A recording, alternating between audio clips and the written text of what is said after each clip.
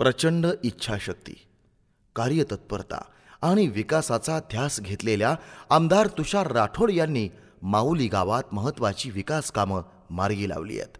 अर्थसंकल्पीय तरतुदीनुसार तब्बल 2 कोटी रुपये खर्चून गावाजवळील लहान पुलाचे बांधकाम आणि 76 लाख रुपये निधीतून द्वारयुक्त सिमेंट नाली बंधारा बांधकाम पूर्ण केले आहे. तसेच पेव्हर ब्लॉक, सिमेंट रोड व अंडरग्राउंड नाली बांधकाम सुद्धा पूर्ण झाले आहे. कार्यसम्राट आमदार तुषारराजे राठोड साहेब यांच्या माध्यमातून 20 लाख रुपयाचं काम म्हणजे रस्ता, शिशी रोड आणि नाली, बंदिस्त नाली आणि छोट्या पुलाचं काम आणि जवळपास जलयुक्तची कामं, एवढे कामं साहेबाच्या माध्यमातून माऊली या गावामध्ये झाले आहे.